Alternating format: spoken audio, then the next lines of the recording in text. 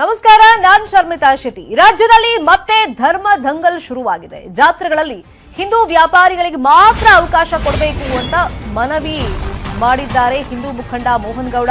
ಬೇರೆ ಧರ್ಮದವರಿಗೆ ವ್ಯಾಪಾರಕ್ಕೆ ಅವಕಾಶ ಕೊಡಬಾರದು ಅನ್ನೋ ಆಗ್ರಹವನ್ನು ಮಾಡಿದ್ದಾರೆ.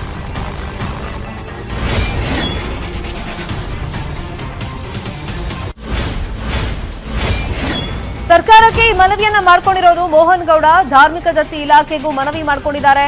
2002ರ ಧಾರ್ಮಿಕ ದತ್ತಿ ಇಲಾಖೆ ಕಾಯ್ದೆ ಪಾಲನೆ ಆಗಲಿ ಅನ್ನೋ ಆಗ್ರಹವನ್ನ ಅವರು ಮಾಡಿದ್ದಾರೆ.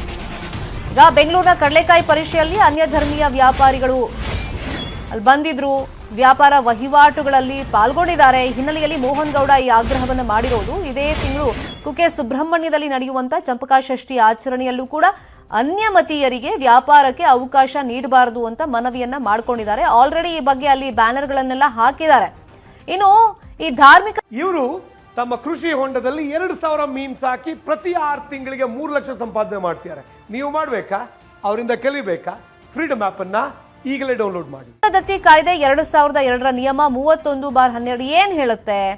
ಅನ್ಯ ಧರ್ಮೀಯರಿಗೆ ದೇಗುಲಗಳ ಬಳಿಯಲ್ಲಿ ವ್ಯಾಪಾರಕ್ಕೆ ಅವಕಾಶ ಇರೋದಿಲ್ಲ. ದೇವಸ್ಥಾನದ ಜಾಗ, ಮಳಿಗೆ, ಕಟ್ಟಡ, ಗುತ್ತಿಗೆ ಅವರಿಗೆ ಕೊಡಬಾರದು. ಅನ್ಯ ಧರ್ಮೀಯರು ಹರಾಜಲ್ಲೂ ಕೂಡ ಪಾಲ್ಗೊಳ್ಳುವಂತಿಲ್ಲ ಅಂತ ಈ ನಿಯಮ ಹೇಳುತ್ತೆ.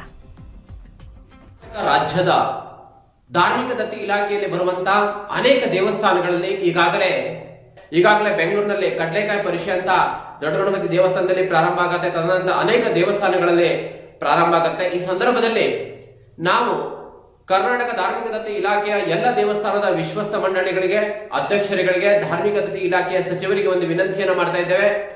ಹಿಂದೂ ದೇವಸ್ಥಾನದ ಜಾತ್ರಾ ಮಹೋತ್ಸವದಲ್ಲಿ ಯಾವುದೇ ಕಾರಣಕ್ಕೂ ಹಿಂದೂ ಏತರರಿಗೆ, ನಾನ್ ಹಿಂದೂಗಳಿಗೆ ವ್ಯಾಪಾರ ಮಾಡ್ಲಿಕ್ಕೆ, ವಹಿವಾಟುಗಳನ್ನ ಮಾಡ್ಲಿಕ್ಕೆ ಅವಕಾಶ ಕೊಡಬಾರದು. ಯಾಕೆಂತ ಹೇಳಿದ್ರೆ ಹಿಂದೂ ದೇವಸ್ಥಾನಗಳ ಪಾವಿತ್ರ್ಯತೆಯನ್ನು ರಕ್ಷಣೆ ಮಾಡುವ ದೃಷ್ಟಿಯಿಂದ, ಪರಂಪರೆಯನ್ನು ರಕ್ಷಿಸುವ ಉದ್ದೇಶದಿಂದ ಕರ್ನಾಟಕ ರಾಜ್ಯ ಸರ್ಕಾರದ ದತ್ತಿ ಇಲಾಖೆ ಯಾವುದೇ ಕಾರಣಕ್ಕೂ ಹಿಂದೂ ಏತರರಿಗೆ, ಅನ್ಯ ಸಮುದಾಯದವರಿಗೆ, ಯಾರು ಈ ದೇಶದ ಸಂವಿಧಾನವನ್ನ ಗೌರವಿಸುವುದಿಲ್ಲ, ಯಾರು ಹಿಂದೂ ಧರ್ಮವನ್ನ ಗೌರವಿಸುವುದಿಲ್ಲ, ಅವರಿಗೆ ವ್ಯಾಪಾರ ಮಾಡಲಿಕ್ಕೆ ಅವಕಾಶವನ್ನು ಕೊಡಬಾರದು.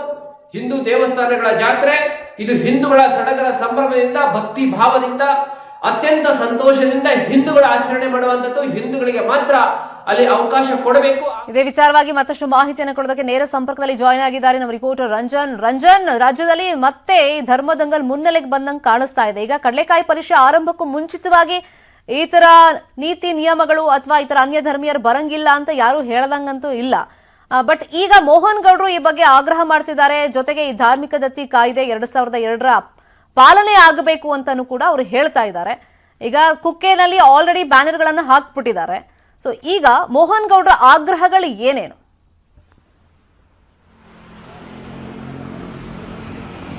ಶರ್ಮಿತಾ, ಈಗಾಗಲೇ ಜಾತ್ರಾ ಮಹೋತ್ಸವಗಳಲ್ಲಿ ಹಿಂದೂ ಧರ್ಮವನ್ನು ಹೊರತುಪಡಿಸಿ ಅನ್ಯ ಧರ್ಮೀಯರು ಭಾಗ್ಯ ಆಗಬಾರ್ದು, ವ್ಯಾಪಾರವನ್ನು ಮಾಡಬಾರ್ದು ಅನ್ನುವಂಥ ಆಗ್ರಹವನ್ನು ಹಿಂದೂ ಜಾಗೃತಿ ಸಮಿತಿ ಅಧ್ಯಕ್ಷರಾದ ಮೋಹನ್ ಗೌಡ ಮಾಡ್ತಿರುವಂಥದ್ದು.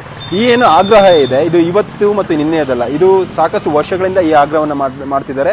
ಬೇರೆ ಒಂದು ಧರ್ಮದ ಜನಾಂಗದವರಿಗೆ ಈ ಒಂದು ಜಾತ್ರೆ ಮತ್ತು ಹಿಂದೂ ಧರ್ಮದ ಏನು ಆಚರಣೆ ಇರುತ್ತೆ ಅಥವಾ ಧಾರ್ಮಿಕ ದೇವಸ್ಥಾನಗಳಲ್ಲಿ ಏನು ಆಚರಣೆ ಇರುತ್ತೆ, ಈ ಒಂದು ಸಂದರ್ಭದಲ್ಲಿ ಅವರಿಗೆ ಅವಕಾಶವನ್ನು ಕಲ್ಪಿಸಿ ಕೊಡಬಾರ್ದು ಅಂತ ಆಗ್ರಹವನ್ನು ಮಾಡ್ತಿರುವಂಥದ್ದು.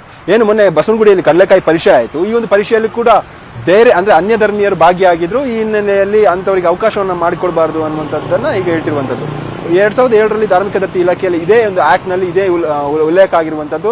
ಏನು ಅನ್ಯ ಧರ್ಮೀಯರು ಇರ್ತಾರೆ ಅವರು ಕೂಡ ಈ ಒಂದು ಏನು ಹಿಂದೂ ಧರ್ಮೀಯ ಧಾರ್ಮಿಕ ದತ್ತಿ ಇಲಾಖೆಯ ಅಡಿಯಲ್ಲಿ ಬರುವಂತಹ ದೇವಸ್ಥಾನಗಳಲ್ಲಿ ಜಾತ್ರಾ ಮಹೋತ್ಸವ ಮತ್ತು ಆಚರಣೆ ಇರಬಹುದು. ಈ ಒಂದು ಆಚರಣೆಗಳಲ್ಲಿ ಬೇರೆ ಧರ್ಮೀಯರು ಭಾಗಿ ಆಗಬಾರ್ದು ಅನ್ನುವಂತ ಉಲ್ಲೇಖ ಇದೆ ಅಂತ ಹೇಳ್ಬಿಟ್ಟು ಮೋಹನ್ ಗೌಡ ಹೇಳ್ತಿರುವಂಥದ್ದು. ನಮ್ಮ ಕರ್ನಾಟಕ ಯಾವುದಕ್ಕೆ ಫೇಮಸ್ ಇದೆಯಲ್ಲ ಗೊತ್ತಿಲ್ಲ, ಧರ್ಮದ ವಿಚಾರಕ್ಕೆ ಬಂದ್ರೆ ಕರ್ನಾಟಕ ಹೊತ್ತಿ ಇರುತ್ತಿರ್ತದೆ. Sharmitha, fine, thank you Ranjan ಈ ಕ್ಷಣದ ಅಪ್ಡೇಟ್ಸ್ಗೆ.